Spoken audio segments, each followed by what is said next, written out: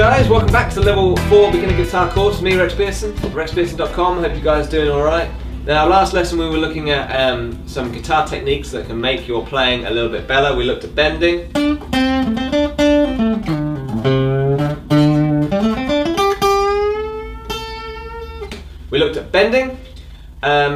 This time, and we also looked at sliding.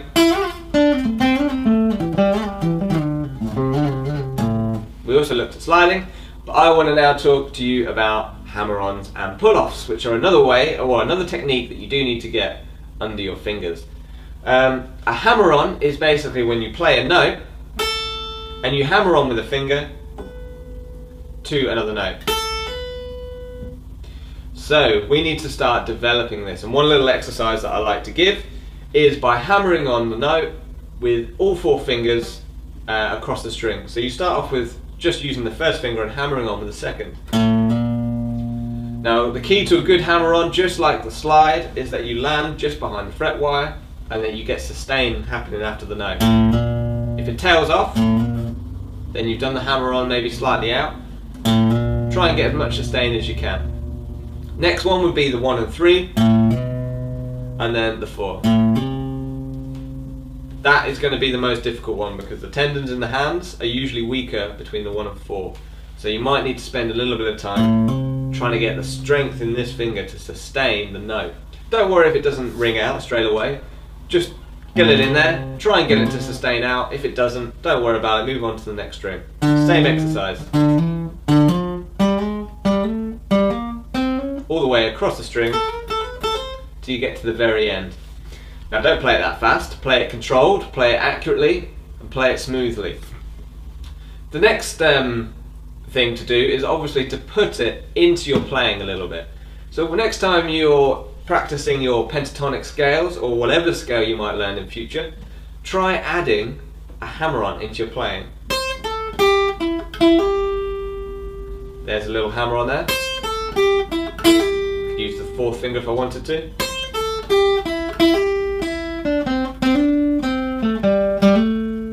So you can see how I'm adding a little note before and then hammering on a note above it. That's a great little way of building into your vocabulary of what you can actually play. And it all goes towards making you sound more musical when you're doing improvisations. And also, if you're playing chords, you might need to learn how to hammer on. Hope my guitar was in tune. So make sure that you practice the hammer-on across different notes. The opposite of a hammer-on is a pull-off.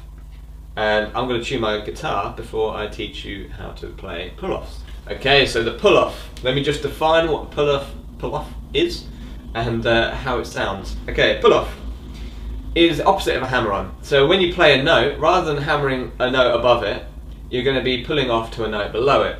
So let's take the pentatonic scale and let's take the middle 2 notes here on the G string. Those 2 notes there.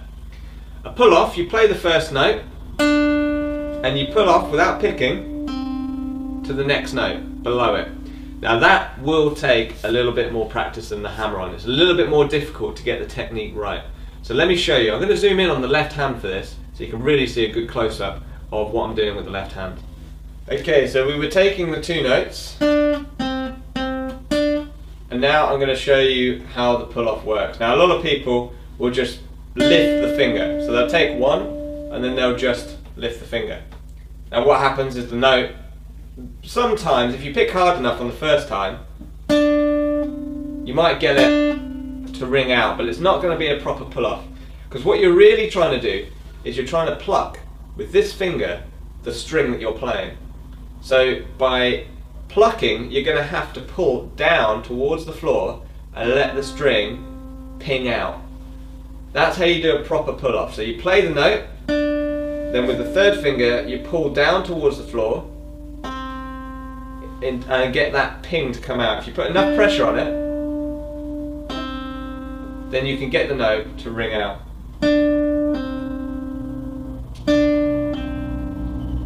I'll move my 2nd finger out of the way for you. And you can see how the strain in the third finger here is pulling down towards the floor, and you get that pinging sound. Now, a great exercise for hammer-on and pull-offs is literally just doing a hammer-on and pull-off and seeing how long you can go for.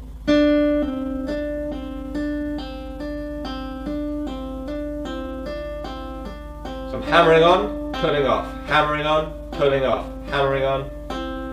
And if you can make the note sustain, like you could just hear there, then you are doing hammer-ons and pull-offs perfectly. Okay, so you've got your hammer-ons and you know how they're played and what you're aiming for. Don't forget to try it on different strings.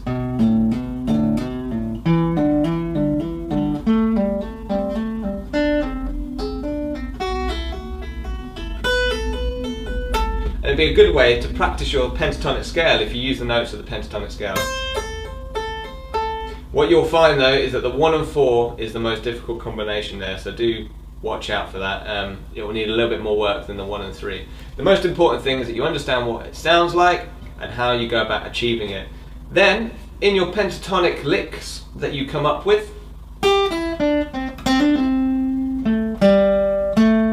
then I can use hammer-ons and pull-offs.